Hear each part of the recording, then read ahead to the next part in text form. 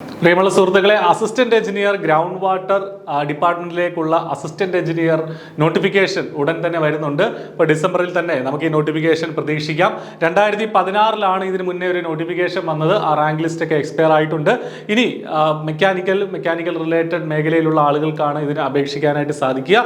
അപ്പോൾ ഈ ഒരു നോട്ടിഫിക്കേഷനിലൂടെ അടുത്ത വർഷം ഇതിന്റെ പരീക്ഷ ഉണ്ടാവും. അപ്പോൾ തീർച്ചയായിട്ടും മെക്കാനിക്കൽ എഞ്ചിനീയറിംഗ് ഉദ്യോഗാർത്ഥികളെ സംബന്ധിച്ച് വലിയൊരു ഓപ്പർച്യൂണിറ്റി തന്നെയാണ് assistant engineer ground water department. അപ്പോൾ എന്താണ് കഴിഞ്ഞ തവണത്തെ ഇതിന്റെ ക്വാളിഫിക്കേഷൻ തുടങ്ങിയ കാര്യങ്ങളൊക്കെ നമുക്ക് നോക്കാം.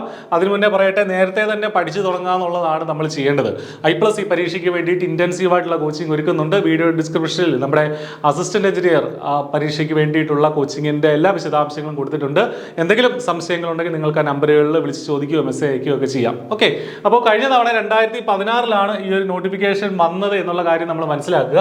അന്നത്തെ സ്കെയിൽ ഓഫ് പേ എന്ന് പറയുന്നത് 20,740 മുതൽ 36,140 വരെ ആയിരുന്നു. പക്ഷേ ഇതെന്താണെങ്കിലും ഇത് 2016 എന്ന് പറഞ്ഞാൽ എത്ര വർഷമായി? 8 വർഷമായി അല്ലേ? 8 വർഷത്തിന് ശേഷം തീർച്ചയായിട്ടും വലിയ അപ്ഡേഷൻസ് ഇതിൽ വന്നിട്ടുണ്ട്. അപ്പോൾ ഇത്തവണ ഇത് മാറും.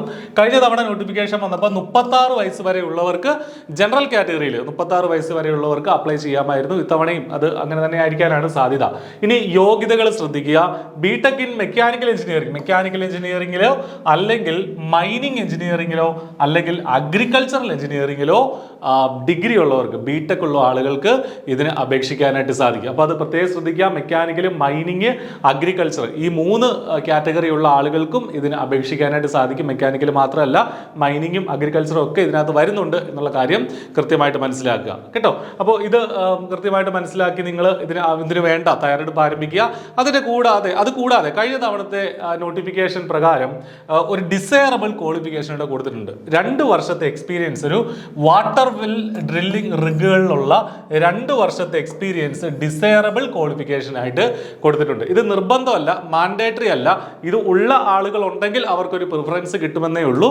അപ്പോൾ പക്ഷേ ഇതുള്ള ആളുകൾ മാത്രം ആയിരിക്കില്ലല്ലോ നമ്മുടെ ഈ പറഞ്ഞ റാങ്ക് ലിസ്റ്റിലൊക്കെ ഉണ്ടാവുക. അപ്പോൾ അതുകൊണ്ട് തന്നെ നിങ്ങൾ എന്താണെങ്കിലും ഇതിന് തയ്യാറെടുപ്പ് ആരംഭിക്കുക. ഈ നിശ്ചിത യോഗ്യതയുള്ള ആളുകൾ, ഈ എക്സ്പീരിയൻസ് നിങ്ങൾക്കുണ്ടെങ്കിൽ തീർച്ചയായിട്ടും അത് ആഡഡ് അഡ്വാൻറ്റേജ് ആണ്, നിങ്ങൾക്ക് പ്രിഫറൻസ് കിട്ടുമെന്നുള്ളതാണ് അതിൻ്റെ അർത്ഥം. ഓക്കെ, അപ്പോൾ ഇതിനെന്താണ് തയ്യാറെടുപ്പ് ആരംഭിക്കുക. മെക്കാനിക്കലും അഗ്രികൾച്ചറും മൈനിങ്ങുകാർക്കും ഒക്കെ ഇത് പ്രത്യേകം ശ്രദ്ധിക്കാവുന്നതാണ്. I+E പരീക്ഷയ്ക്ക് വേണ്ടിയിട്ട് ഇന്റൻസീവ് ആയിട്ടുള്ള കോച്ചിങ് ഒരുക്കുന്നുണ്ട്. മുൻപ് നടന്ന അസിസ്റ്റന്റ് എഞ്ചിനീയർ പരീക്ഷകളിലൊക്കെ ഉയർന്ന റാങ്ക് നേടിയ അതേ നിലവാരമുള്ള ക്ലാസ്സുകൾ തന്നെയാണ് നമ്മൾ ഈ ഒരു പരീക്ഷയ്ക്ക് വേണ്ടിയിട്ടും നമ്മൾ ഒരുക്കുന്നത്.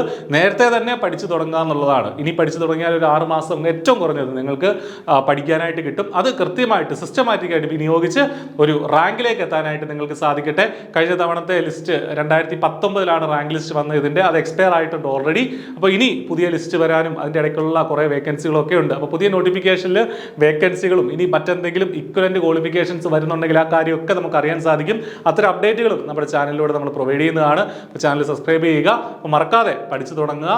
All the best. Thank you.